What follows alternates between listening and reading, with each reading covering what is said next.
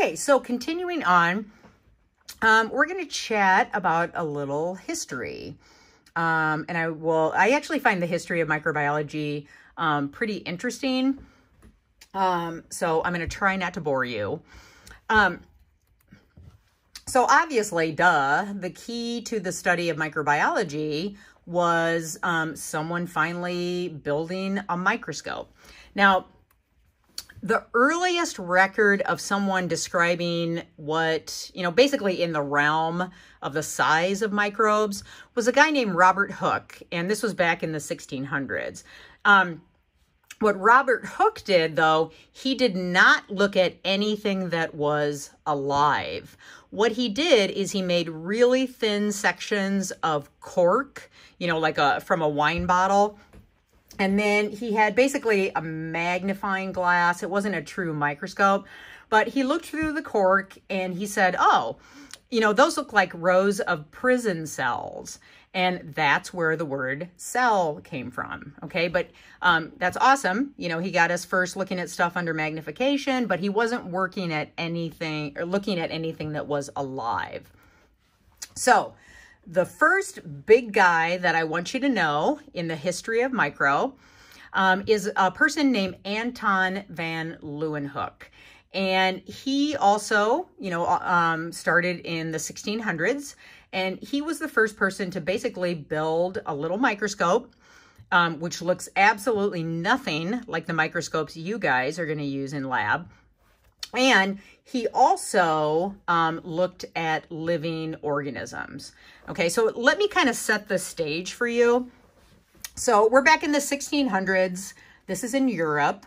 Okay, first of all, there was no person that was employed as a scientist. So they didn't go to work in labs. All of these really important discoveries were either made by people who were actual doctors or physicians, like Louis Pasteur, who we'll get to, or they were people who worked their day jobs. And then for whatever reason, doing little experiments was just kind of a hobby for them that they did on their, off days. And this is where Anton fits into, because he was actually, a Dutch merchant. So he worked at the shipyards and he would get, shipments in of, garments or whatever. But then he would go home as a hobby and build microscopes, okay? But thank God that people did this, because they actually, pushed science forward a lot. But yeah, there were no full-time scientists that went to work at a lab. Okay, so Anton is known as the father of bacteriology and protozoology. So what that means is he was the first person to actually document seeing living bacteria and then also living protozoans, okay, such as, Giardia and those kinds of guys that normally cause, diarrhea or infections of the gut. So this is what Anton looked like. He's wearing his little wig. And this is the primitive microscope that he built. So when you look at it, it's just like a little piece that you hold up to your eye. It's not like the big tabletop microscopes that you are going to use. Anton had a couple of weird personality quirks. So one of the things he did is, for some reason, he felt that every time he looked at a new specimen, he had to build a new microscope. So he would look at something and then he would throw the microscope in the trash. So imagine that, if like every time you looked at a different slide, you threw your big, microscope that costs, tens of thousands of dollars away and then built a new one. Okay, so I think that probably slowed him down a little bit. The other thing about Anton is he didn't like to share his findings. And one of the things that holds true for science, and this is any type of science, whether it's microbiology or physics or, anything in medicine, is once someone discovers something, they put it out in, to share with other scientists, like in scientific journals.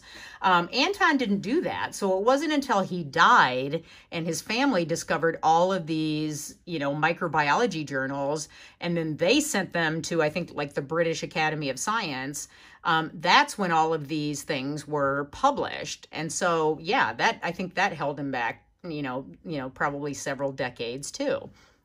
So keep in mind, the 1600s were not the golden age of hygiene. So no one really bathed. In fact, the only people who took baths were people who had a lot of money or the royal family. And even in royalty, the king used the bath water first, and then the queen used his used bath water, and all of their kids used their used bath water. Okay, so yeah, there was a lot of body odor. No bathing, no public health, no toothbrushing. So I imagine this time being really, really stinky and kind of gross. But what Anton would do is he would, take a scraping from his teeth, and then he would put it in some beef broth and then let it grow, whatever was in there, which I'm sure a lot grew because, gross, no hygiene happening. And then he would sample from that, put it on his little dinky microscope, and look at it. So this is a picture of some of his actual drawings. And you can see when you look here, this is probably Staphylococci. He's got some rod-shaped bacteria. He's got some things swimming. They look like spirals. So, who knows? Maybe he had some sexually transmitted infections as well. So Anton coined the term animalcules. And what that meant is, okay, you've got something that's really little that, maybe could be about the size of a molecule, but it's swimming around when I look at it. So obviously it's alive. It's a tiny little animal, according to him. And so, yeah, he came up with the term animalcules. So Anton was the first person to look at living microorganisms. And that's why he's considered the father of bacteriology and protozoology. Okay, here are some other important people. So one of the things that we're going to talk about a lot is following aseptic techniques. And asepsis is a good thing. It's something you always want to do. And what it means is doing things to prevent microorganisms that could cause disease from getting into sterile tissues, like the tissues of your patients. I almost said your parents. I mean your patients. So things like hand washing, wearing gloves, wearing a face mask. Those are considered aseptic techniques. No one at this point really thought that any of these animalcules could cause disease. But when you had physicians and surgeons that were working with patients, they began to suspect that, maybe these little guys are causing disease. Now, also keep in mind, okay, so doctors at this time, first of all, you didn't have to apply to medical school. If you wanted to be a doctor, you could basically show up at medical school and, start going there and become, I'm not sure what their training and certification was, but it was not a formal process. Also, no scrubs, no hand washing. So these physicians at this time would show up in their, Victorian clothes. There's no bathing. They would usually go do autopsies to start off the day, and then they'd maybe go deliver babies, and then they'd go visit patients and treat people, and then go into surgery. And there is no sterilization. There's no hand washing, nothing that was happening. So you can imagine there were a lot of bacterial diseases and any other type of microorganism diseases that could be passed on simply by seeing and then treating patients. But physicians were like, maybe there is something to this. So one of the primary guys was a guy named Joseph Lister. And Joseph Lister was a surgeon. And in surgery, he was the first one to come up with the idea of, let's take a very weak acid, such as carbolic acid, and after we're done with our surgery, let's spray it, on the surgical margins before we sew up the patient. And lo and behold, less infection post-surgery was discovered. Okay, so that was really the first example of using an aseptic technique in surgery. Now, Joseph Lister invented other stuff as well, and in fact, his legacy is still around. he was the person who invented Listerine, which obviously is still in circulation today. Ignaz Semmelweis, he's kind of like my favorite historical figure because by all historical records, no one really liked him. He was a doctor and he worked primarily delivering babies and, dealing with his new moms postpartum.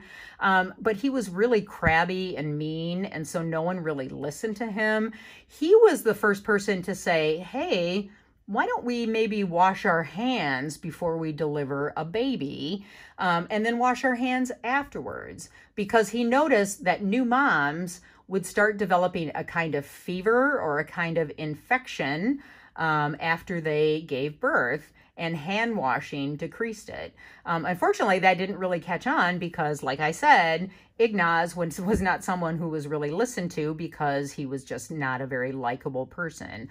But he was the first doctor to promote hand washing in the clinical environment. So that is his contribution. Okay, now we're going to talk about who is really the biggest dog in microbiology, okay? And I'm sure you have all heard of him.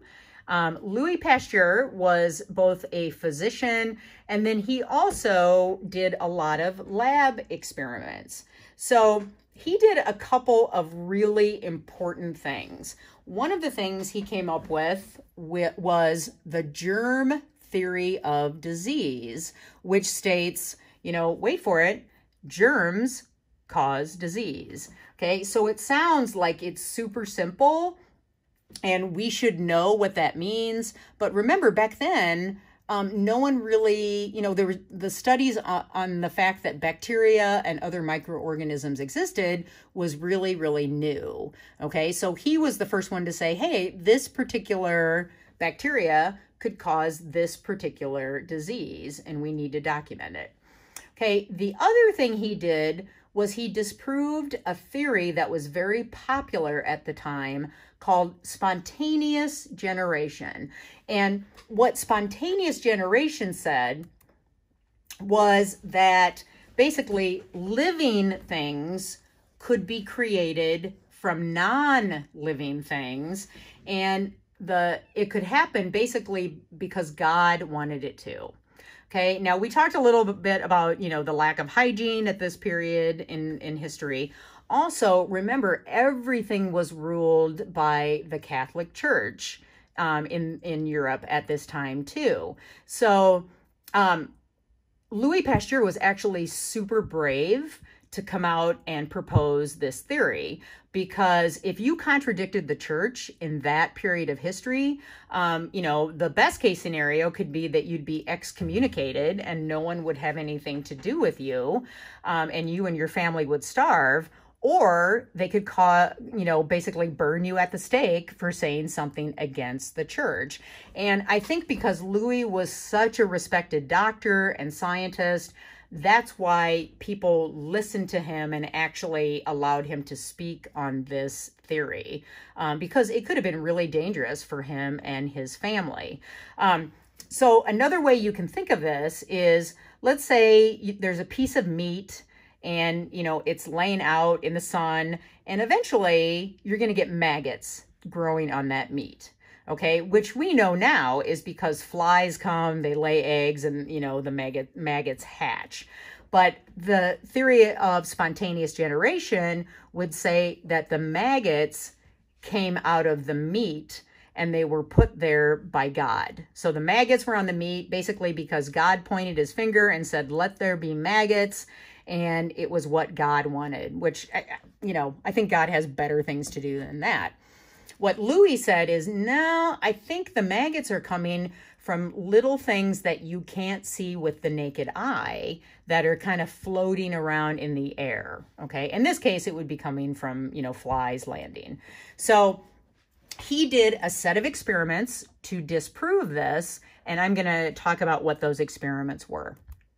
Okay, the other thing, and I'm sure you've heard, this word, if you buy any type of dairy products or, any type of beer, wine, things like that, is the process of pasteurization, which is not the sterilization of beverages, but it's basically the disinfection. So you're reducing the number of microbes in beverages without ruining the nutritional value and without ruining the taste. That's what the process of pasteurization is.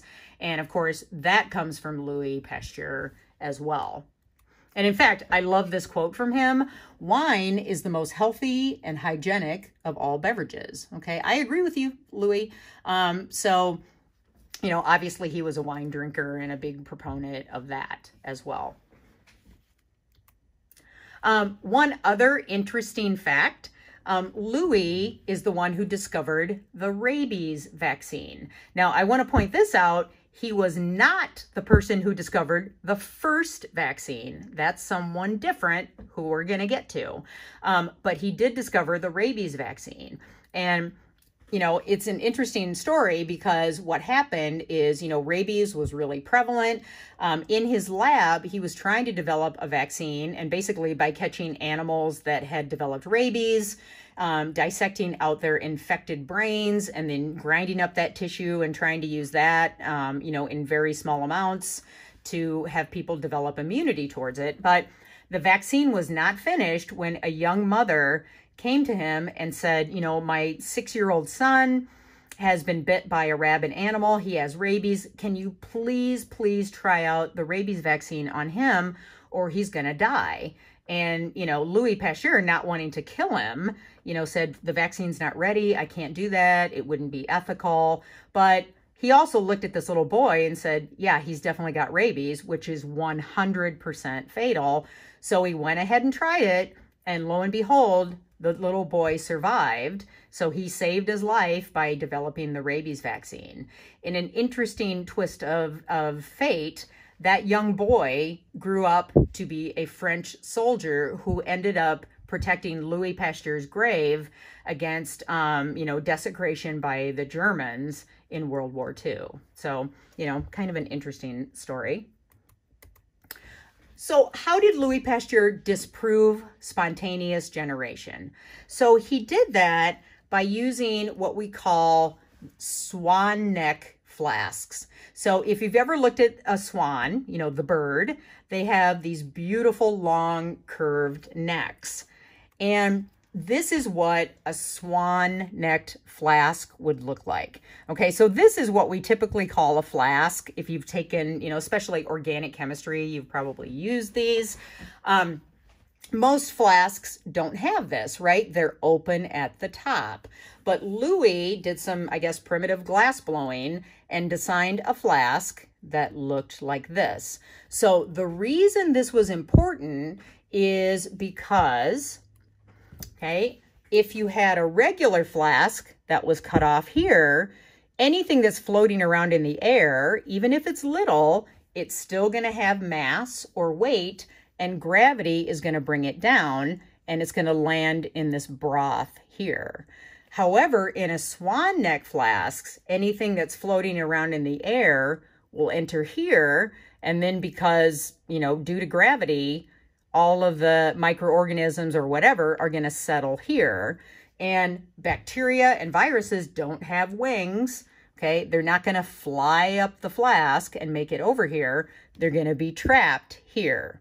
So in an open flask, if you have some sterile, let's say beef broth, the organisms should be able to enter the flask and then start to grow and make this all, you know, cloudy and stinky and kind of gross. But in the swan neck flask, they should be trapped here, and so the broth remains sterile, and lo and behold, that is exactly what happened. Okay, so they boil the broth to try to make it sterile, and then in the open flask, they notice that when things can fall in here, guess what? Microorganisms grow. But the swan neck flasks, the broth remains sterile, and that's because all of the microorganisms were trapped here. They still entered the flask, but they weren't able to come up and make it into the sterile media. So what that proved is that, yep, there are things floating around in the environment that are smaller than the eye can see that are alive. And that's what causes, you know, meat to rot and things to spoil. Okay, it's not because of God pointing his finger at it and saying, you know, this needs to be spoiled. So that is what spontaneous generation was. Okay, so here's some other people that I want to mention. So Edward Jenner developed the first vaccine for smallpox. This was kind of interesting because, you know, it wasn't a vaccine in the sense that, you know, we're going to give someone an injection. It was basically what he noticed is on his farm, he had a bunch of cows and he employed women who worked as milkmaids. And he noticed that these women would get infected with cowpox. And so they'd have these little, you know, festering sores where they had cowpox, which was a very mild disease.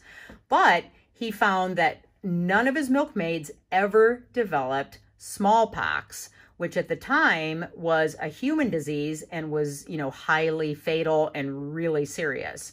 And so his theory was, if I could infect people with cowpox organisms, it's also going to give them immunity towards smallpox. And so that's what he did. He actually experimented on the young son of one of his milkmaids, which was totally unethical, made a little, you know, cut or abrasion in his skin, and then basically wiped, you know, pus and goop from a cowpox sore into that little cut.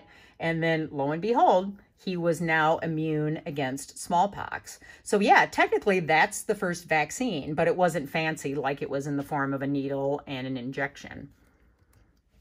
Okay, Paul Ehrlich was considered the father of chemotherapy. Now, first of all, let's consider what the word chemotherapy means. Okay, so probably most of you, when you read this word, you think of people who are undergoing cancer treatment. So in the scope of this class, I'm going to ask you to think about it a little differently and kind of broaden that definition, because the term chemo just means chemical. The term therapy means treating a disease. So it's really, any drug you take to treat any condition is technically chemotherapy. So whether you take an antibiotic for a bacterial infection or even taking, you know, Tylenol for a bad headache, that's technically chemotherapy. Okay, so Paul Ehrlich was the first one to develop in a lab an actual drug, and this drug was called salvarsan, and it was able to kill the bacteria that cause syphilis. Now, this happened right after World War I because tons of soldiers came back with syphilis. And when he developed this drug, it was like, oh my God, this is a magic bullet. It doesn't kill the person, but it kills the bacteria causing this infection. Oh my God, this is, life-changing, and this is going to solve everything. Well, the good news was the salvarsan did cure syphilis. The bad news was salvarsan is derived from the heavy metal arsenic. And arsenic is really, really bad for people's livers and, their liver and your kidneys. And so the soldiers got rid of their syphilis, but years on down the line, they would actually die basically from arsenic poisoning, where their liver and their kidneys would shut down. So, kind of the take-home message from that, which still is true today, there is no drug that is free of side effects. Okay, but that was the first time a drug was developed in a lab to actually combat a bacterial disease. Okay, Dr. Alexander Fleming was the doctor who discovered penicillin, and because of that, he won the Nobel Prize. Okay, and finally, I want to mention Eli Michnikov. Okay, so Eli Michnikov is considered the father of immunology, which we're going to get to later in the semester.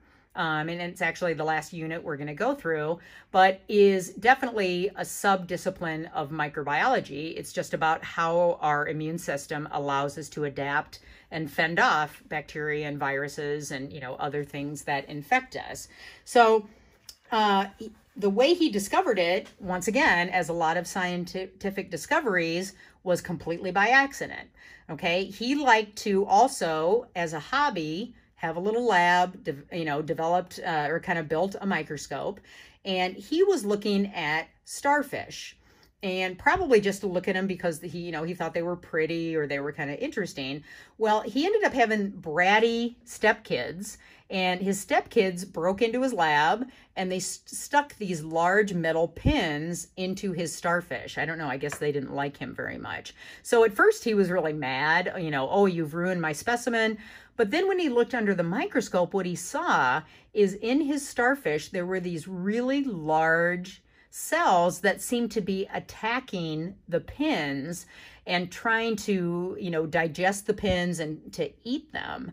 Well, those are what are now called macrophages, which are our huge immune cells that will engulf bacteria and viruses and get them out of our system. Okay, so he was the first person to actually see immune cells in action and document that and share that. So that's why he's considered the father of immunology. Oops. Okay, so we're going to stop there. I'm going to get this uploaded, and then finally we will have one more video, and that will wrap up chapter 1. Okay, thank you.